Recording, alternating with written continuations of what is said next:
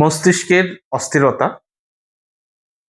কথা ভুলে যাওয়া এবং স্ট্রোকজনিত সমস্যার পরে যাদের ব্রেনের দুর্বলতা বা স্মরণশক্তি কমে যায় তাদের ক্ষেত্রে এবং যাদের হজম শক্তি একদমই কম তাদের জন্য একটি হোমিওপ্যাথি গুরুত্বপূর্ণ মেডিসিন রয়েছে, যে মেডিসিনটি সেবনের ফলে এই মানসিক অস্থিরতা, কথা ভুলে যাওয়া এবং স্ট্রোকজনিত সমস্যার পরে যে স্নায়বিক দুর্বলতা বা মানসিক দুর্বলতা এবং স্মৃতিশক্তি কমে যাওয়ার ক্ষেত্রে যে মেডিসিনটা খুব ভালো কাজ করে থাকে, সেই হোমিওপ্যাথি মেডিসিনটি নিয়ে আজকে আমি আলোচনা করব। আর আলোচনায় আছি আমি ডাক্তার এস বসু, সহকারী মেডিকেল অফিসার, বাংলাদেশ হোমিওপ্যাথি চিকিৎসক শিক্ষা council, medical centre, Boalmari, Faridpur. তো বন্ধুরা, আজকের এই ভিডিওটা সম্পূর্ণটা সুন্দরভাবে দেখতে থাকুন, তাহলেই এই মানসিক যে অস্থিরতা বা স্মৃতি লোপ পাওয়া, যে কথা ভুলে যাই, এখনই এক কথা বলছে পরেক্ষণে গিয়ে সে কথাটা আবার ভুলে যেয়ে থাকে, আবার স্ট্রোকজনিত সমস্যার পরেও যাদের স্মরণশক্তিটা কমে যেতে থাকে তাদের উপরে এই হোমিওপ্যাথি মেডিসিনটা খুবই ভালো কাজ করে থাকবে। আর সেই মেডিসিনটা নিয়ে আমি আলোচনা করব, তাই সম্পূর্ণ ভিডিওটা না টেনে দেখতে থাকুন।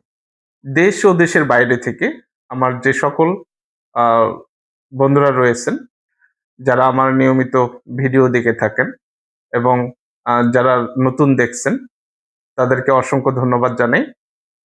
এবং সেই সাথে আপনাদের উদ্দেশ্যে একটি কথা বলতে চাই, সেটা হচ্ছে যে আপনারা যদি আমার সাথে সরাসরি চেম্বারে এসে দেখা করতে না পারেন, তাহলে স্ক্রিনে দেওয়া যে নাম্বারটা রয়েছে এই নাম্বারে ইমো এবং হোয়াটসঅ্যাপ দুটোই রয়েছে, আপনারা যে কোনো মাধ্যমে আমার সাথে যোগাযোগ করতে পারবেন।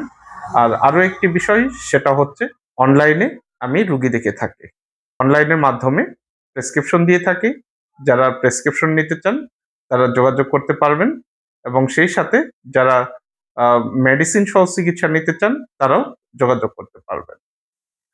তো বন্ধুরা, আসুন এই মানসিক অস্থিরতা এবং বদহজম, পেটের সমস্যা, সেই সাথে কথা ভুলে যাওয়া, যে এবং স্মৃতিশক্তি লোপ পাওয়া, এবং সেই সাথে যাদের স্ট্রোকজনিত সমস্যার পরবর্তীতে যারা দেখা যায় যে স্নায়বিক মানসিক দুর্বলতায় ভুগে থাকেন, স্মরণশক্তি কমে যেতে থাকে, তাদের উপরে যে মেডিসিনটা খুব ভালো কাজ করে থাকে সেই মেডিসিনটা হচ্ছে অ্যাবসিন্থিনিয়াম।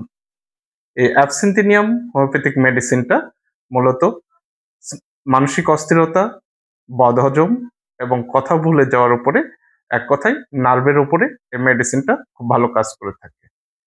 যাদের ব্রেনের একদমই দুর্বলতা দেখা যায়, যাদের স্মরণশক্তি কমে যেতে থাকে, তাদের উপরে এই হোমিওপ্যাথিক মেডিসিনটা সবচেয়ে ভালো কাজ করে থাকে। তাহলে আসুন জেনে নিই যে কোন কোন লক্ষণ দেখা দিলে এই মেডিসিনটা সেবন করা যাবে। হোমিওপ্যাথি চিকিৎসা মূলত লক্ষণ ভিত্তিক, এখানে রোগের নাম ধরে কোনো চিকিৎসা সেবা প্রদান করা হয় না, তাই যে কোনো মেডিসিন সেবনের পূর্বে অবশ্যই একজন অভিজ্ঞ হোমিওপ্যাথি চিকিৎসকের পরামর্শ অনুযায়ী মেডিসিন সেবন করবেন। তো আসুন জেনে নিই কোন কোন লক্ষণে এই অ্যাবসিন্থিনিয়াম হোমিওপ্যাথিক মেডিসিনটা প্রয়োগ করা যায় বা সেবন করা যাবে। রোগী বারবার একই প্রশ্ন করতে থাকে, চেহারায় উদ্বেগজনিত লক্ষণ দেখা যায়, মানসিক চাপ থাকে, মানসিক চাপের যে একটা ছাপ থাকে সেই ছাপটা তার চেহারায় ফুটে ওঠে, স্নায়ুতে হঠাৎ ঝাঁকুনি বা খিঁচুনির মতো লক্ষণ দেখা যায়, জিহ্বা শুকিয়ে যায় কিন্তু পানি খেতে চায় না। এই ধরনের লক্ষণে এই অ্যাবসিন্থিনিয়াম হোমিওপ্যাথিক মেডিসিনটা সেবন করা যেতে পারে। স্ট্রোকের পর স্নায়বিক দুর্বলতা, স্ট্রোকের পরে অনেক রোগী দেখা যায় যে স্মৃতিশক্তিটা লোপ পায়, তার স্মরণশক্তিটা কমে যায়, সে কোনো কিছুই মনে রাখতে পারে না। এই ধরনের লক্ষণে এই অ্যাবসিন্থিনিয়াম হোমিওপ্যাথিক মেডিসিনটা খুব ভালো কাজ করে থাকে। হজম ও লিভারের সমস্যার ক্ষেত্রে দেখা যায় রোগীর হজম সমস্যা সবচেয়ে বেশি দেখা যায়। খাবার খাওয়ার পরে পেটটা ফুলে থাকে এবং খাবারটা ঠিকমতো হজম হতে চায় না, বদহজমজনিত সমস্যায় ভুগে থাকে এবং খাবারের প্রতি একদমই অনীহা তৈরি হয়। অতিরিক্ত অ্যালকোহল ও মদ্যপান করার ফলে যাদের দেখা যায় যে লিভারের সমস্যা দেখা দিয়ে থাকে, পেটটা ফুলে থাকে, পেটে মনে হয় যে গ্যাস হয়ে থাকে, প্রায় সময় মাথা ব্যথা করে, মাথার যন্ত্রণা করে, তাদের ক্ষেত্রেও এই অ্যাবসিন্থিনিয়াম হোমিওপ্যাথিক মেডিসিনটা খুব ভালো কাজ করে থাকে। এই অ্যাবসিন্থিনিয়াম হোমিওপ্যাথিক মেডিসিনের মানসিক যে একটা লক্ষণ দেখা দিয়ে থাকে, সেটা হচ্ছে রাতের ঘুমের অভাব দেখা দেয় এবং অশান্ত স্বপ্ন দেখে। খুব ভয়ঙ্কর ভয়ঙ্কর স্বপ্ন দেখে এবং সেই সাথে রাত্রে ঘুমের অভাব দেখা দেয়। এই ধরনের লক্ষণ দেখা দিলে আপনারা অবশ্যই একজন অভিজ্ঞ হোমিওপ্যাথি চিকিৎসকের পরামর্শ অনুযায়ী এই মেডিসিনটা সেবন করবেন। সাধারণত এই মেডিসিনটা মাদার টিংচার বা 3x বা 6x পোটেন্সিতে সেবন করা যায়।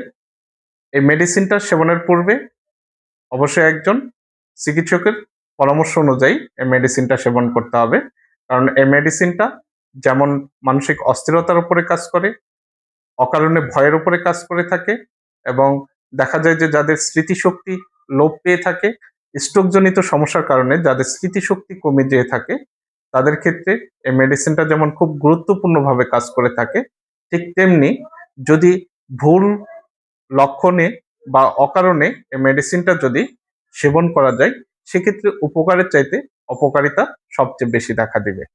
তাই অবশ্যই এই মেডিসিনটা সেবনের পূর্বে একজন অভিজ্ঞ হোমিওপ্যাথি চিকিৎসকের পরামর্শ অনুযায়ী এই মেডিসিনটা সেবন করবে। আমার এই আলোচনাটা যদি ভালো লেগে থাকে তাহলে অবশ্যই লাইক দিবেন, শেয়ার করবেন এবং সেই সাথে কমেন্টসের মাধ্যমে আপনার মন্তব্যটা জানিয়ে যাবেন। সেই সাথে অবশ্যই আপনি যদি আমার চ্যানেলটায় নতুন হয়ে থাকেন তাহলে অবশ্যই সাবস্ক্রাইব করবেন, যাতে নতুন আলোচনা, নতুন মেডিসিন এবং নতুন কোনো হোমিওপ্যাথি চিকিৎসা বিষয়ক তথ্য আপনার কাছে পৌঁছাতে আমি সক্ষম হই। সবাই ভালো থাকুন, সুস্থ থাকুন, নিরাপদে থাকুন। ধন্যবাদ।